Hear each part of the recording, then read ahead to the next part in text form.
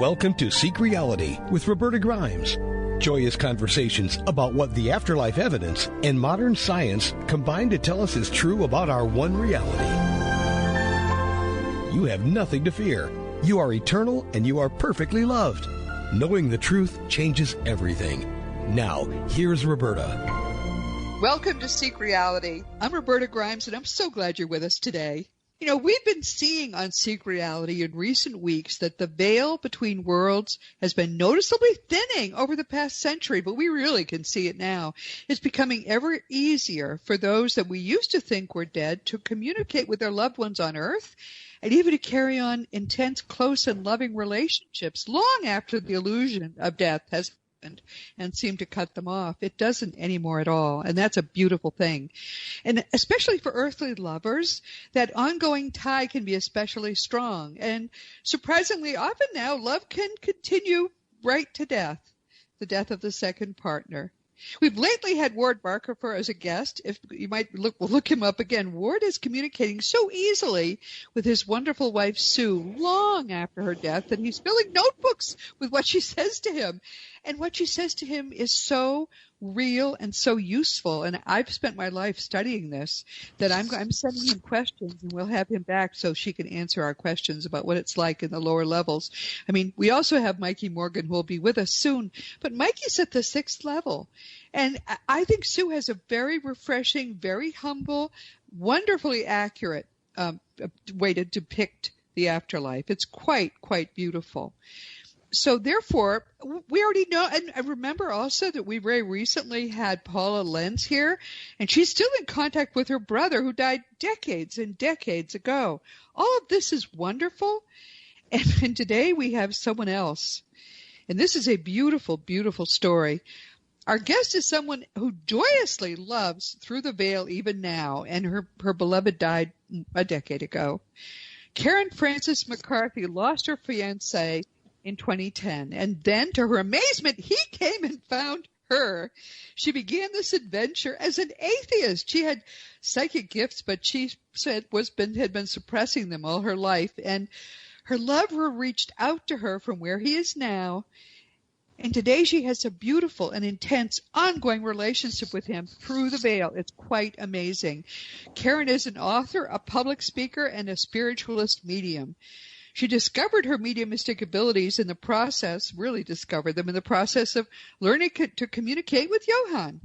Earlier in her career, this is amazing. I've never known somebody else who's done this. She was a major media political journalist and war correspondent. Oh, my God. Now she focuses primarily on writing and speaking about spirituality and the existential beliefs we all have, including the belief system surrounding death, dying, and the afterlife. Karen is an exponent of writing for mindfulness and for spiritual transformation, which is another field we haven't really talked about here yet. She contributes to a number of metaphysical, spiritual, and healing and bereavement magazines, media outlets where people can go and to learn some of the stuff she knows now. Karen holds 3 certificates of recognition in media healing and public speaking from the Spiritualist National Union, or what most people know more about is the Arthur Findlay College in London. That's where she trained, so she's had a wonderful education in this field. Karen is currently researching a PhD on contemporary ghost literature, and she's working on a new nonfiction book about the weird world of science and spirituality. Wow, I want to see what she does with that. Karen is here today to talk about her second book. I love the title. It's called Til Death Don't Us Part, a true story of awakening to love after life. I loved this book. Karen, welcome. Thank you, Roberta. It's lovely to be here. Your book reads like a good novel, and that's a big compliment, because I read a lot of these books that people have written, and especially people who aren't familiar with how to write and how to build drama and all of that. It can be a little bit of a slog sometimes, but your book was very easy. It reads like candy because you picked out the details and not sure in the beginning that you were really going to learn the things you needed to learn to reconnect with Johann. It was a very good book. Oh, thank you. And I have to tell you, too, that a lot of what you describe, everything really that you describe, is described by others. I mean, some of these events that happened seem to be unbelievable, but they're all right in the literature. So that really makes your book seem more real, because experts know that those things happen all the time. It's perfectly believable. Now, before we get into the book, I'd like to a little bit more about your prior career as an atheistic war correspondent. My goodness. Yeah. Tell us a bit about that. Well, I was pretty much, I grew up in Ireland and I was raised Catholic, and I went to Catholic school and I had the nuns until I was 17, at which point as soon as I left school, that was it. I was done. And I sat down my mother and I said, I'm done. I'm never going to Mass again. I'm never, and I was over it. And I was that way for the rest, all the way up until, I kind of found my way into Zen at one point, later, sort of a bit later in life, like 20 years of atheism. But the thing about Zen, Roberta, is that it's a non-theistic religion, so there's no God, there's no afterlife, there's no any of this. And it's very much, and I think, it comes up in the book as well, it's very much about how we live right now in the present, how we become mindful, how we live fully in the moment. And I had practiced Zen for, I'd say a good 10 years before Johann passed, and it kind of heavily influenced the philosophy of Zen, sort of, I think, heavily influenced my outlook. And as I say, it's kind of non-theistic. It's not a religion in the sense that we understand religion. It's really more of a philosophy. But so that was really the only part of any kind of philosophy I had. Other than that, I really had no belief system at all. And I have to be honest, I was arrogant enough in those days to think that anybody who believed in God had to be delusional, which you kind of, then life sets you on a path where you realize you just kind of wake up one day. I was, I had been working, I had always really been writing, even when I was 16, 17, I was kind of writing for the local newspaper and stuff. And then I went off. I actually worked in I came to America and worked in a traveling circus first for a couple of years. And traveled around America with a traveling circus straight out of college, a master's degree, to my mother's horror. Sure. I graduated with a master's degree and then joined a traveling circus. And then went out to LA and worked in the movie business and television. I think we mentioned I worked with Deepak Chopra, one of my first couple of documentaries I did out there. And then eventually sort of found my way, after a spell in TV, back to journalism, which really had been my first love. And I just started pitching and contributing and writing. I actually went back to the London School of Journalism just to do some proper training.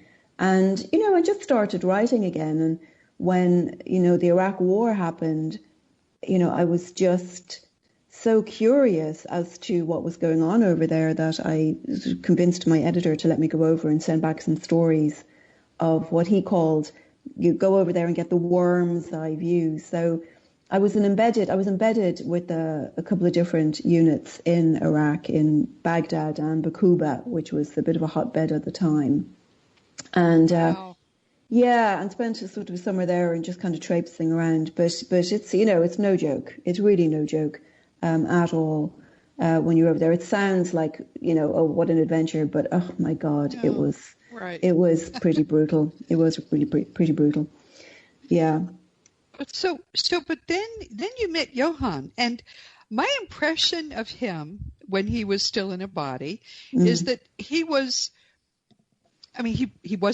he didn't tell you he loved you the way you would want. He wasn't a romantic guy. He was divorced. He had a child, and he seems to have been not a happy person, really. He very complicated character. Yeah, but very handsome character. Yes. Solid blonde, all of that. He was German. which figures also into the book. But so here we have a man, and how old was he when he literally almost died almost immediately when he 41. had the event? Yeah, 41. 41. So he's a young man, and he's not a spiritual man. He's not. No. He's a difficult man. Some women didn't want him anymore, but you fell very much in love with him. That was very clear. That you were in love with him, and you had just gotten engaged, and then you got the word that he had died, and you had no right even to be part of the funeral or anything, right? I mean, to read about your grief and how you handle it is really, heart-wrenching, but I think it's almost cathartic for people who are in grief too, to see that somebody else went through what you went through. I mean, you really, but then almost immediately he was sending you signs. Talk about the signs. Well, the first third of the book is about all of these odd things that were going on, which, at the time, as you know, I didn't think there were signs. I didn't know what the hell a sign was. Look, I'm trying to point at them, and you're just ignoring them, Lord. Ignoring them, yeah, because, I had no... the thing is that, and I think this happens to quite a lot of people, because I do think it's very common that loved ones do try to communicate, when they've passed. And I think my response was the kind of typical, cynical, skeptical response of somebody who all sorts of, in the book I describe the bed creaking, moving, the little footprints on the duvet, two-dimensional black figures sort of just appearing and standing in front of me, things tugging on my hair. I mean, we really weren't talking about, seeing a robin or a rainbow or a penny or any of these kinds of things. But you got butterflies. Yeah, I got the butterflies in a very sarcastic way, which was why it kind of made sense to me that it was him, which, as you know, because, the lovely Professor Lulu Grand, who wrote a lovely book as well, had said, he might send you a butterfly. And I just balked at that. And I was like, are you out of your mind? There's no way he would do something that delicate, So, and with that, there was hundreds of butterflies crashing into me, landing on me, all sorts of things. It was that kind of, he had that, he was such an intelligent man and such a creative man. And that was the sort of sarcasm that spoke to me, it was like, so that's how that made sense to me, ultimately. But he said you cigarette smoke too. I mean, you always sort of said, oh, this is somebody else smoking. But that's if someone dies who's a smoker, it's a very, very common for them to send whatever their cigarette smoke, choice is. Apparently it even smells like the same, whatever they smoked. So you got that.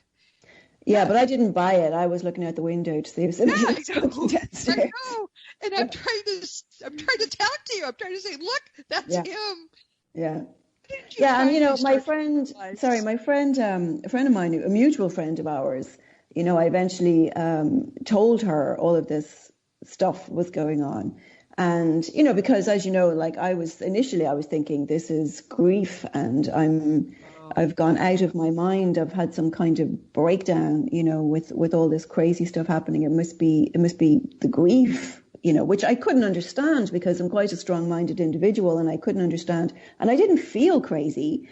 I didn't feel like I'd had a breakdown. But then don't feel crazy. So therefore, it's one of the signs you might be if you don't feel crazy, I guess. Yeah, exactly. Yeah.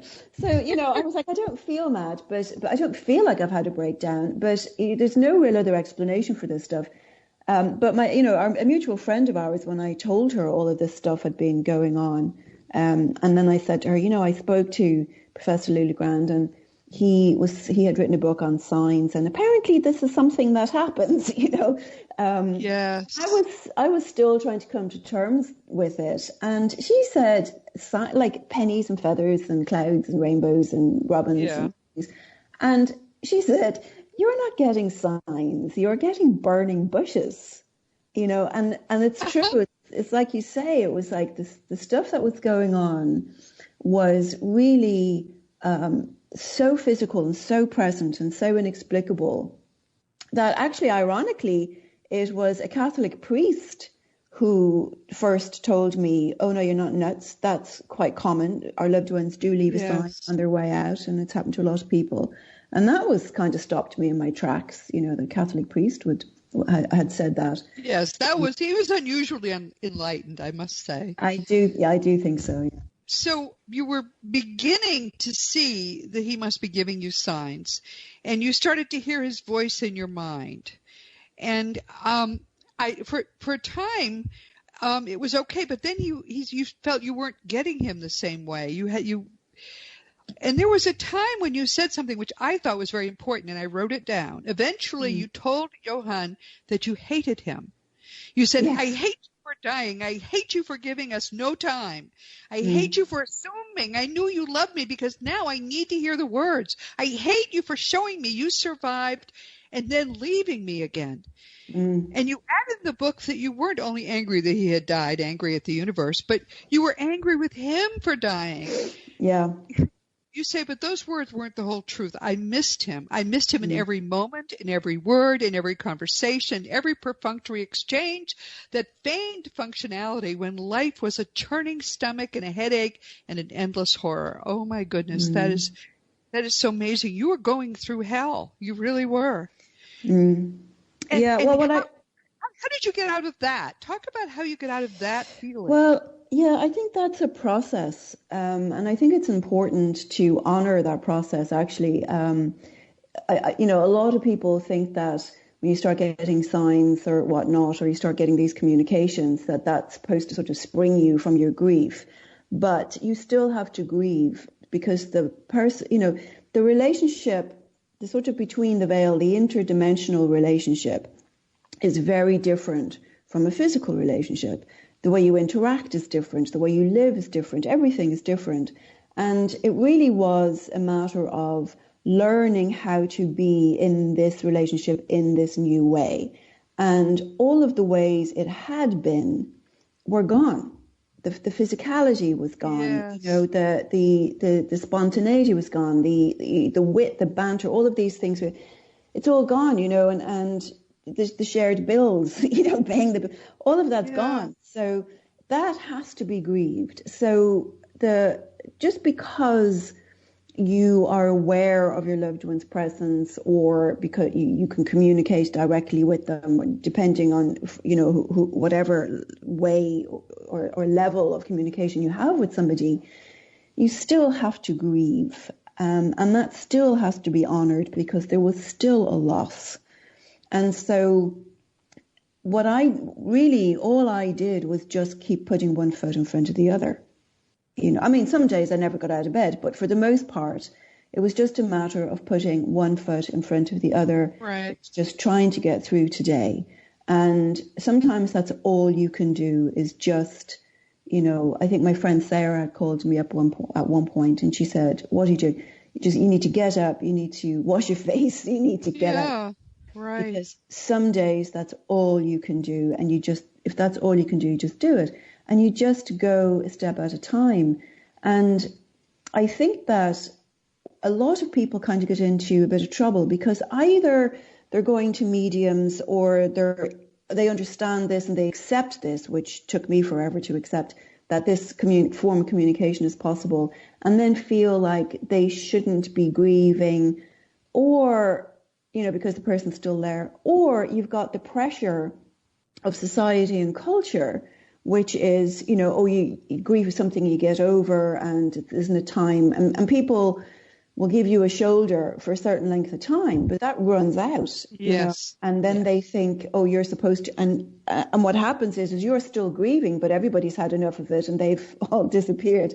Because there's only so much other people can take as well. But the grieving process is a long time. And there's this myth that, it takes a year. No, it doesn't. It takes as long as it takes. Right. That's right. That's totally right. And the other thing about grief as well is that, it becomes part of you. You don't ever get over it. You learn to live with it and you learn to live in a different way. And it fades, the pain of it fades. But it does change you because your life doesn't go back to the way it was when your loved one was here. It becomes something new. And so I believe you incorporate grief into your life and into your system. And I think actually at the end of the day, it can actually really help, I've noticed, help you live with more tolerance and compassion for having been in such pain. Yes, I think that's absolutely right. But you began to, and as you allowed it to happen, and that's how it looked to me, you began to hear his voice in your mind, often speaking German, which sometimes it was quite distinctive to hear someone speaking German in your mind. You know, it's not your own thoughts. I think that's part of it. It's not something you because you didn't really speak German. But what first convinced you that no, you're not crazy? Johann is still alive and he still loves you. What made you first understand that? Oh, it was the 100 butterflies crashing into me.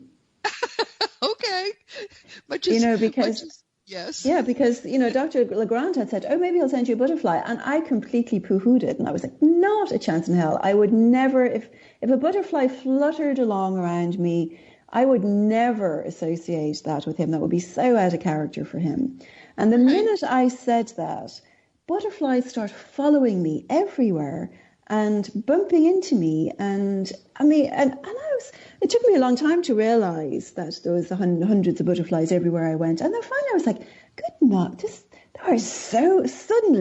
There are so many butterflies everywhere. And the penny still didn't drop, until eventually I said, wait, hang on a second. And I still didn't believe even any of this was true necessarily. And I actually don't want to give this away because it's a big turning point in the book. But it really was, I began to see he had such a sarcastic, dry sense of humor that was so characteristic of him to say, what, you think I won't send you a butterfly? Watch this. Yeah, yes. They're hitting you in the head.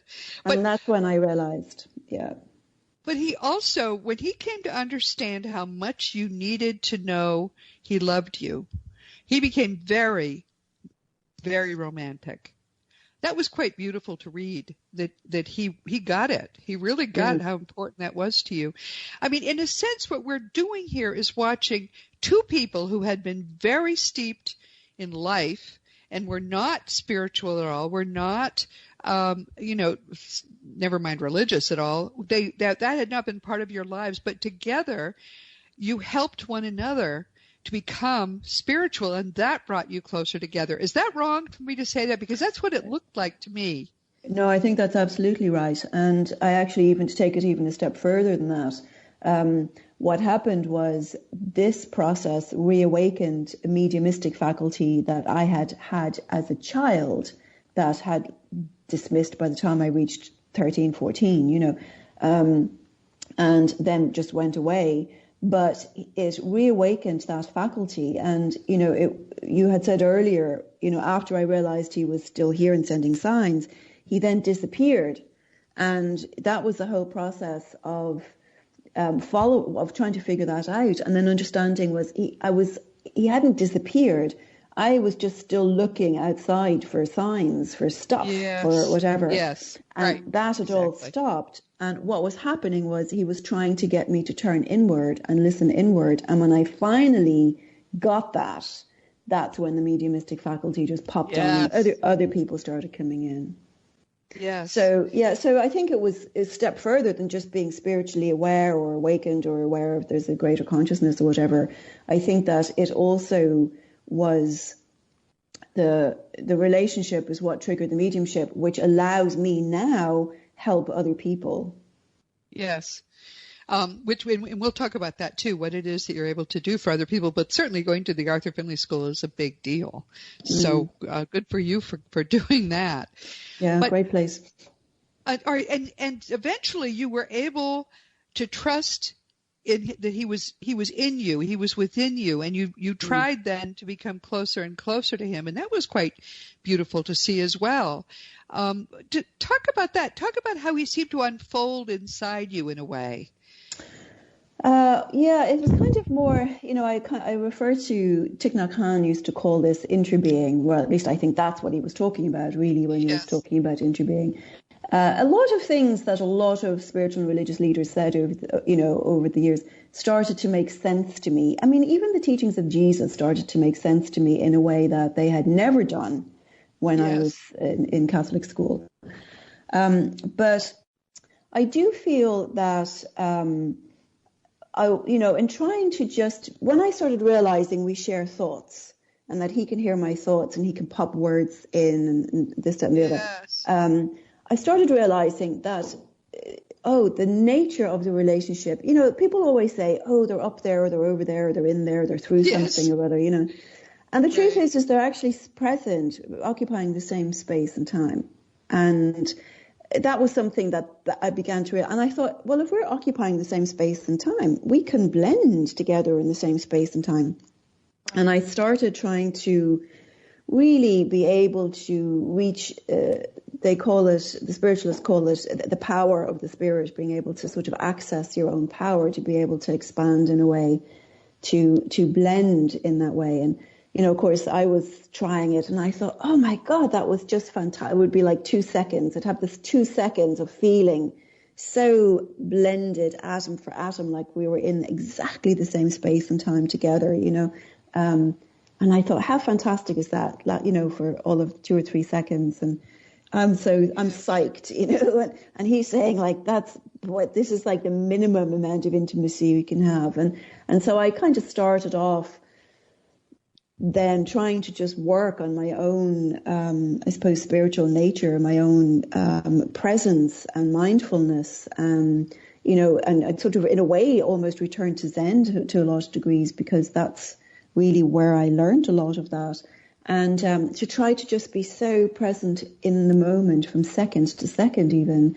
And tried a number of occasions to really sort of be able to try to hold the power of his presence as well. But it took a lot of practice and it took a lot of time. But I kind of got there in the end, but powerful, powerful feeling. And I wish other people could experience it, because it makes me think, my goodness, if that's what it's like to blend with one person, what would it be like to blend with God, or to blend with eternity or all things, or just to feel that essential oneness with all things? Can you imagine the mind-blowing power of that? And unbelievable experience. Yes. Well, so what sort of relationship do you have now? Is he all around you as much now, or does he go off and play and do other things? What sort of relationship do you have? I think, I don't think anyone sort of comes and goes. I think that our concepts of space and time are something that we have learned in our physical beings, and we know that there is actually no such thing as space and time. That's right. And so, so it's really more, it's more of like an awareness. If I turn my attention or awareness to him, I immediately feel his presence. If I'm sleeping, sometimes I'll sort of half wake up and I can feel his presence as I'm sleeping. I think it's easier I'm quieter then, and it's easier for him to really step in and be very present in those moments. And that there's a great amount of power in that.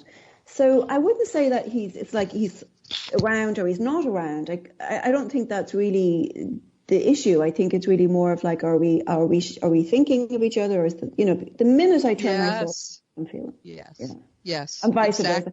And I think I've said this in the book even, that I think sometimes we think that we are thinking of our loved ones, because suddenly we're just sort of sitting there and we're peeling potatoes or something, and then all of a sudden, like a memory of your mother or your father or somebody, your granny or somebody pops into your mind, and you think, that's so strange. I was just peeling potatoes and I've just had this funny memories just popped into my mind of when I was of my grandmother when we were 6.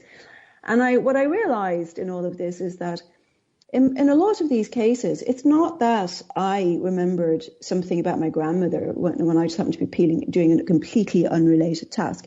It's that my grandmother has just thought of me. And I'm aware now of her thinking of me. And I hear this a lot from people. I don't, out of the blue, I just thought of so-and-so. I haven't thought about it in years. And I thought, no, you didn't think of them. They thought of you and you felt their thought. Yeah, I think that that's certainly true. Some people have the kind of relationship that you seem to have with him. Many people that I know actually have with their spirit guides now, which is something else that's new. I mean, nobody even understood they had spirit guides, but of course we all do. And the same thing that's the same kind of relationship I have with my guide. If I think of him, I realize he's instantly right there, and I even know where he is.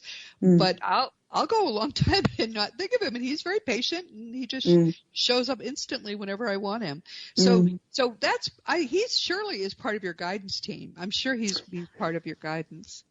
Well, he certainly helps me. I mean, since he passed, my aunt, my mother, my father, another very close friend of mine also have passed, and so I hear from them a lot as well. I mean, my mothers are great for this.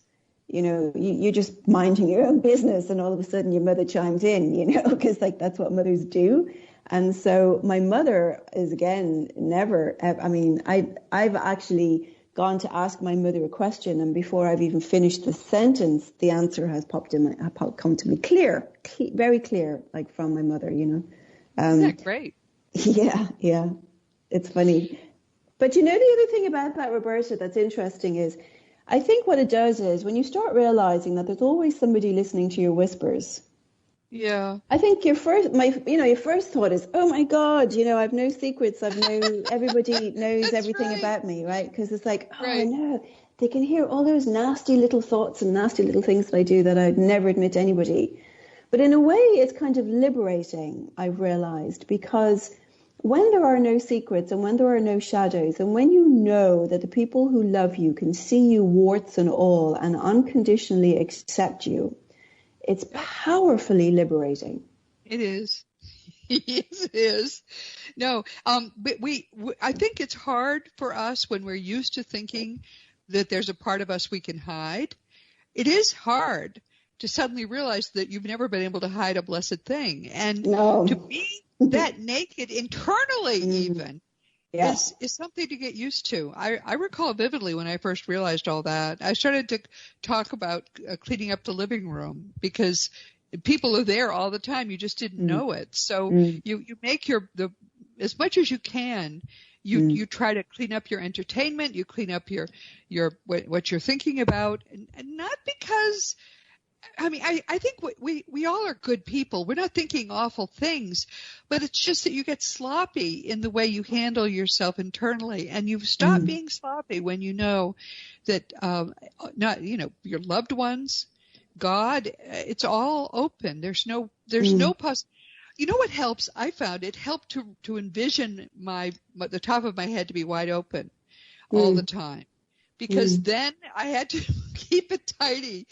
This is years ago that I had this problem, but I tell you, it really is hard in the beginning, and I'm sure it was for you as well to realize all of that. Yeah, well, I mean, we live in a society where we're in a perpetual state of being judged and criticized and not being enough or not being slim enough or smart enough or whatever enough. And so we kind of internalize a lot of that sort of shame and sense of inadequacy because it's just the way the world we live in is. Yes. And all of a sudden then you suddenly realize is that the people who can see every single cell in your body, every single thought, every single everything, the people who really know everything about you, your deep dark self, all the shadowy stuff that you don't ever want anyone to know because they think you were an appalling person. This entire dimension of beings are aware of that and don't judge you. And it's a very unusual but very sort of awakened state to realize if they don't judge me, why am I doing it? That's right. It's so freeing when you really get it. You're so right. Mm. Do you have thoughts for people who are listening, maybe lost a loved one or they have one who's sick, and they would like this kind of relationship with them too? Do you have ideas for them? Because you're psychic. It's clear to me that Ward Barkefer, who was recently with us and communicates with his wife very well, he's also got talents.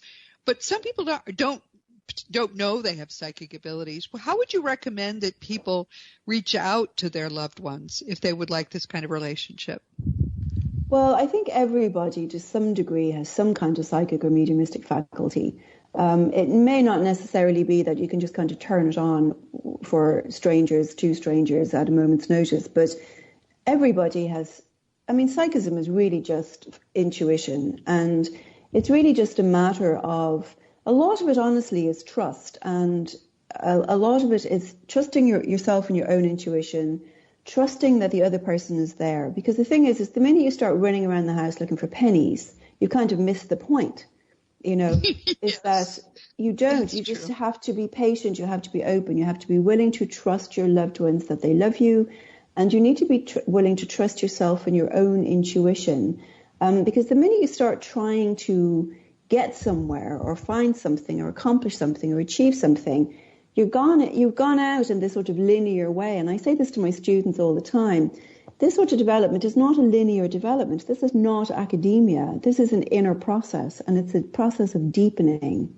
So you're always looking inwards. So I would say if anyone wanted sort of to develop their own sensitivity and learn to trust their intuition, that they just start to really stop criticizing themselves, stop dismissing things that may or may not be something, for one thing.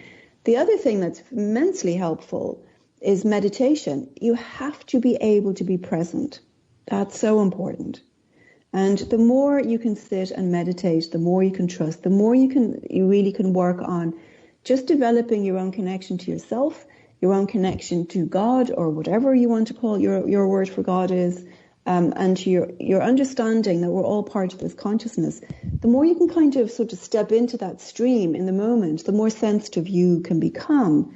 And the more sensitive you become, the more you are receptive to the communication your loved ones are trying to share. Great. That's wonderful. And you yourself are a medium at this point, working for the public? Yeah. So the website, everyone, is KarenFrancesMedium.com. We'll put it in the community, the notes with this podcast, so you will not have to drive off the road as you try to write it down. Who might in particular choose you as a medium? What kinds of people do you feel you're most able to help? Well, I tend to, I mean, it really, anybody can kind of come along, but I mean, really, I'm sort of the sort of person who I try to be very progressive about it. Because I'm a writer, I tend to, I've noticed in my mediumship, is the character of the loved ones seem to come through very vividly, you know, and I think this is part of being a writer. All the nuances and the complexities of their character kind of come in, which I quite enjoy. You know, I try to really look at mediumship more as a sort of telling somebody's story than just sort of rattling off a list of facts. You know, he had blue eyes and he had this ring and he had a bunny and, right. You know, this kind of thing. And to really sort of bring the character, because I feel like when you can bring the complexities of the character and the memories and the little habits and all this kind of thing, then people can really feel the presence of, and lots of people have told me this, they can feel the presence there. You know, and I've been on the receiving end of that, where I've sat and listened to people and they've rattled off a whole bunch of facts, say, from my mother, about my mother. And at the end of it, I'm like, great, that was a whole bunch of actual factual evidence, and I didn't feel the presence of my mother for one second in that. Oh, yeah. And so I do like to work with people who are open to just really trying to feel the presence of their loved one there, and are just open to the experience. I mean, every so often you come across somebody who's, you can tell, has been to too many mediums or too many psychics, and they come in with their arms crossed and I want 20 facts.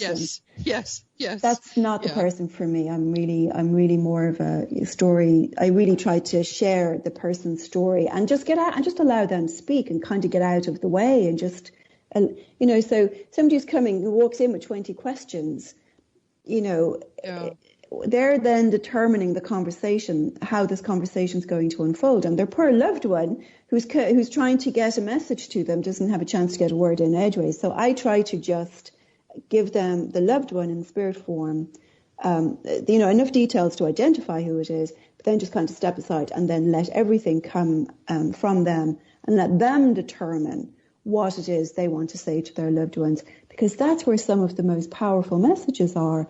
Because sometimes people hear things that they didn't know they needed to hear, but their loved one knows they needed to hear it. Right. Yeah, and it's actually a collaborative process. When you're a medium and you're helping people to connect with their loved ones, it's not, in other words, just between the two of you and you're giving information. It's all three of you really need to be working together and receptive. Yeah, that's where the word comes from. Mediums, they mediate. Yes, that's true. That's exactly right. Mediate conversation. Karen, what do you want people to take away from today? What I think is very important is I think a lot of people feel very alone and very bereaved after their loved one dies, and they hear all these stories about I should be seeing pennies or feathers or this, that, and the other.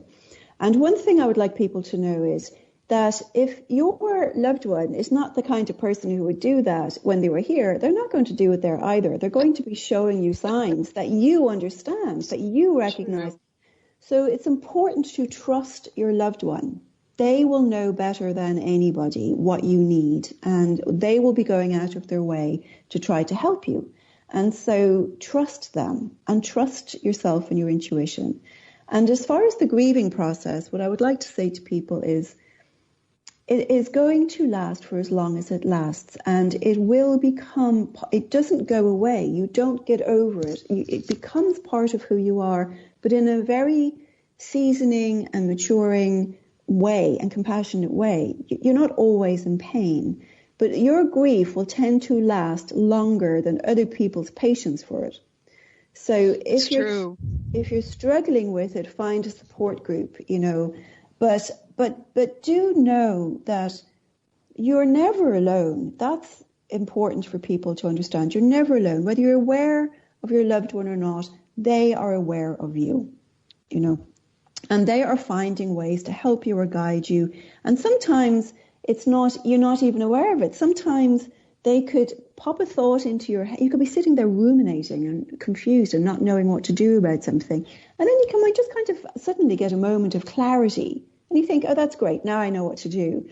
Well, there's a very, very good chance. I would say in most cases, what's happened there is your loved one has shared a thought, helped direct your thoughts to help you. And this happens all the time. People don't realize that that's their loved ones actually helping them on their path. That's right. Absolutely right. Very, very important.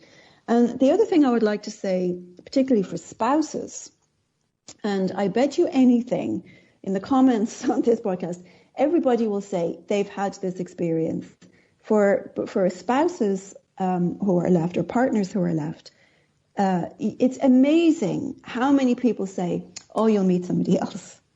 I bet you everybody listening who's lost their spouse. Everybody assumes that, yeah. They will have heard somebody or multiple people have said to them, oh, you'll get over, you'll meet somebody else, And the truth is that, how is that helpful?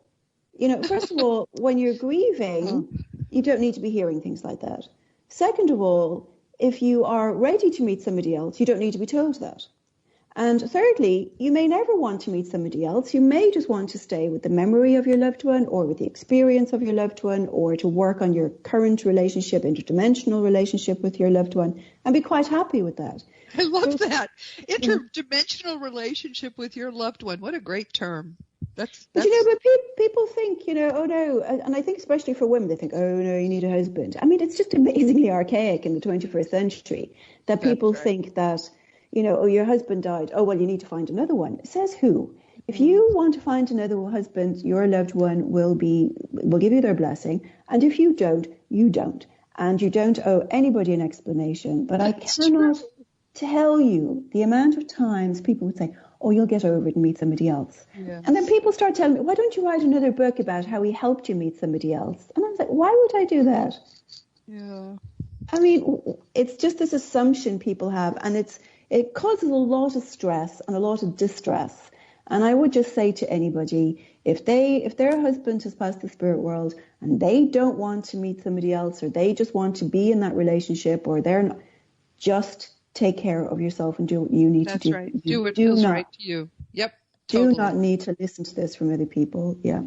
This is such a historic time. More and more people are going to be having the kind of experience you've had and developing that kind of relationship, and they may decide that's what they need in this life. This person was someone that they loved and chose when they were both in the physical, and there's no reason that can't go on forever. So I heartily second that. That's wonderful. I'm so sorry that we've come to the end of our time, because this is really fun. I've so much enjoyed meeting you. Thank you. It's been lovely being here as well and chatting about these subjects. Everybody, this is, of course, Seek Reality with Roberta Grimes. I'm very glad you could be with us today. Hasn't this been fun? Please never forget that you are a powerful, eternal being. You never began and you never will end. And when you really get what that means, it's going to change everything in your life for the better. Next week, our guest will be Jill Thomas. She'll be here for the second time. Jill is a talented hypnotherapist. The last time she was here, we talked about her book, which is called Tales from the Trance, the Strange, the Sad, and the Solvable. Basically, her practice in hypnotherapy. Next week, we're going to be talking about her past life regression therapy. Now, this is something we've talked about with others, but she has a lot of things to say about it, and she wants to talk, too, about the current COVID crisis. Many people have asked me when we're going to talk about COVID, and I thought never, because, frankly, people are listening sometimes years after we first recorded this. This is going to be old news very soon. But she has some ideas about how it's affecting people now and how it's helping us to learn how to better prepare for the next emergencies. And she's going to share those with us. Jill Thomas was a crowd favorite the last time she was with us, so please be sure to join us again next week. And, of course, our guest today has been Frances McCarthy. Her second book was published by the wonderful British publisher, I can't say enough good about them, White Crow Books. Karen's book is called Til Death Don't Us Part, a true story of awakening to love after life. This is a love story, and it's a true love story. We all have our warts. We all are imperfect. And here are two people who were just basically bumbling through their lives. They were, I don't know whether he was an atheist, but Karen was. And this happened to them, this awful immediate separation. And they came together, and in finding one another through the veil, they really found themselves as well. It's just a beautiful love story. I loved reading it. Sometimes a book I'm reading will feel like candy, and I'll want to talk to the author just to say, you've done a great thing with this. I think it's a very, very good book. I really highly recommend it. And as I've said, this is gigantic news. The fact that more and more people are able to maintain this kind of relationship and enhance it and transform it through the veil. This couldn't have happened 20, 30, 50 years ago. This is happening now. And it's going to be looked back historically we're going to look back at this time as a wonderful moment when all of this opened up and began to happen. So watching Karen transform, watching Johann transform, and watching the wonderful relationship they had develop is a beautiful thing. Very real, very beautiful love story. The fact that all of us love people that we don't want to lose is something very important, which we are now going to be able to remedy. And I can't begin to tell you how excited I am to watch this happen. The best love stories celebrate what is really eternal love. And all of us have eternal loves right now that we don't even realize are watching over us and caring for us. We're going to be in contact with them. It's going to be amazing. As you know, my own nonfiction books are Liberating Jesus, My Thomas, a bunch of fun books. And soon, very soon, we'll be starting to talk about the fun of loving Jesus, embracing the Christianity that Jesus taught. For children, there's The Fun of Meeting Jesus, which is a picture book. All of these books can be ordered through bookstores or on Amazon, and the children's books are, of course, not audiobooks, but all the adult books are. If you want to talk about any of my books or anything at all, please just contact me through the green contact block on robertagrimes.com. I answer every email. I'm excited to have you with us today. I look forward eagerly to talking with you next week. But meanwhile, this has been Seek Reality with Roberta Grimes. Please enjoy, please make the most of this coming week in our one reality, knowing that you are a powerful, eternal being, and you, most of all in the universe, you are infinitely, infinitely loved. You've been listening to Seek Reality with Roberta Grimes. Roberta blogs and answers questions at robertagrimes.com. Join us every week as we explore what the afterlife evidence and modern science combine to tell us is true about the one reality we all share. Knowing the truth changes everything.